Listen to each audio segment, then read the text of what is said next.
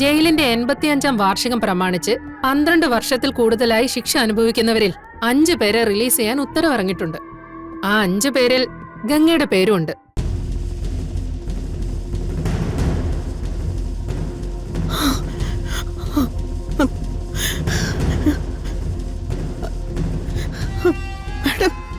സംശയിക്കണ്ട, ഗംഗയ്ക്ക് jail മോചനം അനുവദിച്ചിരിക്കുന്നു.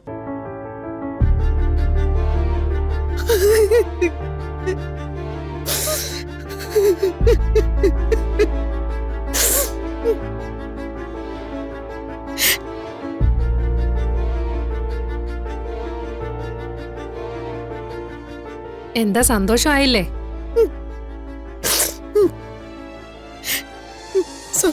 സന്തോഷമായൊന്നു എനിക്ക് ഇപ്പൊ എന്താ പറയണെന്നറിയില്ല.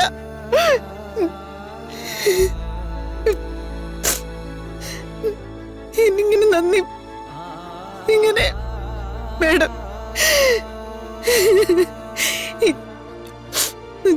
ഏയ്, അതിന്റെ ഒന്നും ആവശ്യമില്ല. ഗംഗ അത് അർഹിക്കുന്നുണ്ട്. മേഡം, ഞാൻ ഇത്രയും കാലം ഗംഗ ഇവിടെ കഴിഞ്ഞിട്ടും ഒരു പ്രശ്നം ആരുമായിട്ടും ഉണ്ടാക്കിയിട്ടില്ല. നല്ല നടപ്പിന് കിട്ടിയ സമ്മാനമായിട്ട് കണ്ടോളൂ. ഞാൻ പറയുന്നത് തെറ്റാണെങ്കിൽ മാഡം എന്നോട് ക്ഷമിക്കണം. ഈ ജയിലിനകത്ത് ഞാൻ ഇത്രയും വർഷം എങ്ങനെയായിരുന്നു അതുപോലെ തന്നെയായിരുന്നു പുറത്തു.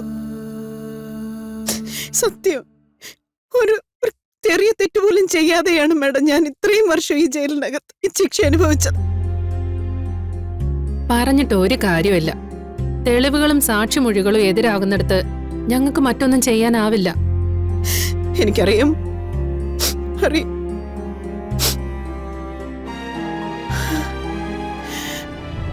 ഇനിയുള്ള കാലം കുടുംബത്തോടൊപ്പം സന്തോഷമായിട്ട് ജീവിക്കണം. ഇനി ഒരിക്കലും ഗംഗയെപ്പോലൊരാള് ഇവിടെ വരരുത്. അതാ എനിക്ക് പറയാനുള്ളത്. അറിഞ്ഞുകൊണ്ട് ഒരു തെറ്റ് ഞാൻ ഇതുവരെ ചെയ്തിട്ടില്ല മാഡം, ഇനിയൊട്ട് ചെയ്യൂല. ഇത്രയും വർഷം ജയിലിൽ കിടന്നിട്ട് പുറത്തേക്ക് ഇറങ്ങുന്ന ഒരു വ്യക്തിയെ സമൂഹം എങ്ങനെ കാണുന്നു എന്നുള്ള കാര്യത്തിൽ മാത്രമേ ഉള്ളൂ എനിക്കൊരാശങ്ക. ഭർത്താവ്, മക്കള്, നാട്ടുകാര് അവരൊക്കെ എന്നെ എങ്ങനെ കാണും, എന്നെ എങ്ങനെ സ്വീകരിക്കുമെന്നൊന്നും എനിക്കറിയത്തില്ല. പോട്ടെ, നാട്ടുകാരുടെ കാര്യം പോട്ടെ. എന്റെ മക്കളെന്നെ തള്ളി പറഞ്ഞ എല്ലാം പോയില്ലേ മാഡം? ഇങ്ങനെ ക്രിമിനലായിട്ടുള്ളൊരു അമ്മയെ ഞങ്ങൾക്ക് വേണ്ടെന്ന് എന്റെ മക്കള് പറഞ്ഞ പിന്നെ ജീവിച്ചിരുന്നിട്ട് കാര്യമുണ്ടോ? മക്കളുടെ മുന്നിൽ തല താഴ്ത്തേണ്ടി വന്നാൽ അമ്മ മരിച്ചു എന്ന് വേണ്ടേ കരുതാൻ? ഗംഗ വിചാരിക്കുന്ന പോലെ ഒന്നും ഉണ്ടാവില്ല. സമാധാനമായിട്ട് പോകണം. എല്ലാവരും കാണണം. ഒരുപാട് വർഷങ്ങളായിട്ട് ഗംഗ മക്കളെ പിരിഞ്ഞിരുന്നതല്ലേ. അവർക്കും അവരുടെ അമ്മയെ കാണണമെന്ന് ആഗ്രഹം ഉണ്ടാവില്ലേ?